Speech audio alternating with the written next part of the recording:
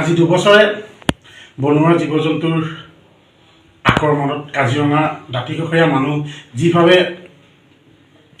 আহত হৈছে, আমি এই কথা চৰকাৰক ক'বলৈ বাধ্য হৈছোঁ। আমি খেতি পথাৰ কি এৰি দিম নেকি?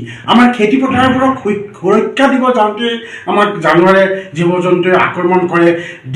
দিন হওক বা ৰাতিয়ে হওক, আমি এই প্ৰত্যেকটো ক্ষেত্ৰত আমি যি কৰ্ম কৰি আমি আমাৰ পেটটো চলাওঁ, যি কৰ্ম আমি পথাৰত ৰাতি জীৱ জন্তু ৰক্ষা কৰিব যাওঁ, তেওঁলোক আমাৰ মানুহবোৰ মৃত্যু মুখত পৰে।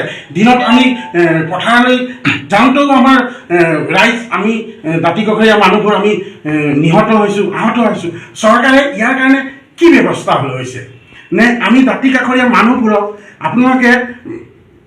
আপোনালোকৰ প্ৰটেকশ্যন যোনবোৰ পাৰ্টি, সেই পাৰ্টিবোৰক দৰমহা খুৱাই বহি থাকিবলৈ আপোনালোকে চাকৰি দিছে, নে তেওঁলোকক কিবা কৰ্ম কৰিবলৈ আপোনালোকে চাকৰি দিছে? কালি যি চীনাকান, কুৰুৱাবাৰীৰ চীনাকানত যিটো ঘটনা ঘটি গ'ল, আটাইতকৈ দুখ লগা বিষয়। যিহেতু বনৰীয়া ম'হৰ আক্ৰমণত দিছৈ পঞ্চায়তৰ শিশু ৪-৫টামান কমতে আহত হৈছে। লগতে এতিয়া বৰ্তমান এজন খুব সংকটজনক অৱস্থা, তাক অতি শীঘ্ৰে উন্নত চিকিৎসা কৰিবৰ বাবে আমি দাবী জনাইছোঁ। আৰু অসম চৰকাৰক আমি বাৰে প্ৰতি আপোনালোকক কৈ আছোঁ, আপোনালোকে এতিয়ালৈকে কিয় গা হিলাব পৰা নাই? দুখীয়া জনগণৰ কাৰণে কাজিৰঙাৰ অঞ্চলৰ মানুহৰ কি ক্ষতি হৈছে আপোনালোকৰ আজিলৈকে চকুত পৰিছেনে? কাজিৰঙা দাঁতিকাষৰীয়া অঞ্চলৰ কাৰণে সুৰক্ষিত কথা কিয় আপোনালোকে আজিলৈকে অসম চৰকাৰে চিন্তা কৰা নাই? বৃহত্তৰ কাজিৰঙা ভূমি মানৱ অধিকাৰ সুৰক্ষা সমিতিয়ে বাৰে প্ৰতি আপোনালোকক স্মাৰক পত্ৰ দি আছে।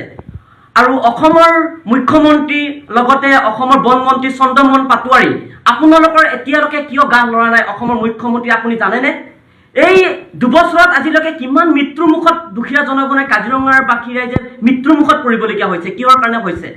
এইটো আটাইতকৈ দুখ লগা বিষয়।